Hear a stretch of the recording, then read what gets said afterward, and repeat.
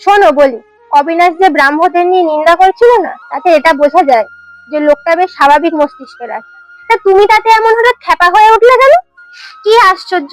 এ সম্বন্ধে যে কোনো প্রশ্ন আসতে পারে এও আমি মনে করতে পারতুম না। তা যদি হয় তাহলে তোমার মনে দোষ ঘটেছে। একদল লোক সমাজের বাঁধন ছিঁড়ে সব বিষয় উল্টো রকম করে চলবে, আর সমাজের লোক অবিচলিত হয়ে তাদের সুবিচার করবে, এ সমাজের নিয়ম নয়। সমাজের লোক এদের ভুল বুঝবেই। তারা যেটা সোজা ভাবে করবে, এদের চোখে সেটা বেঁকা ভাবে লাগবে। তারা যেটা ভালো করবে, এদের চোখে সেটা মন্দ লাগবে। এইটাই হওয়া উচিত। ইচ্ছে মতো সমাজ ভেঙে বেরিয়ে যাওয়ার যতগুলো শাস্তি আছে, এও তার মধ্যে একটা। যেটা স্বাভাবিক সেইটাই যে ভালো তা আমি বলতে পারি। আমার ভালোই কাজ নেই। পৃথিবীতে যদি দু চারটে ভালো মানুষ থাকে তা থাকুক, কিন্তু বাকিগুলো যেন স্বাভাবিক হয়, নইলে কাজও চলে না, প্রাণও বাঁচে না। ব্রাহ্ম হয়ে বাহাদুরি করার শখ যাদের আছে, অব্রাহ্মরা তাদের সব কাজে নিন্দা করবে। এটুকু দুঃখ তাদের সহ্য করতেই হবে।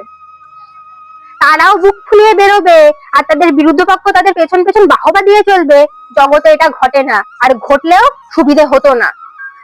আমি দলের নিন্দের কথা বলছি না, ব্যক্তিগত। দলের নিন্দা বা নিন্দা কিসের? সে তো মতামত আর বিচার। ব্যক্তিগত নিন্দাই তো চাই। আচ্ছা সাধু পুরুষ, তুমি নিন্দা করতে না? করতুম, খুবই করতুম, কিন্তু সেই জন্য আমি লজ্জিত আছি। না বিনয়, এ চলতে পারে না, কিছুতেই না।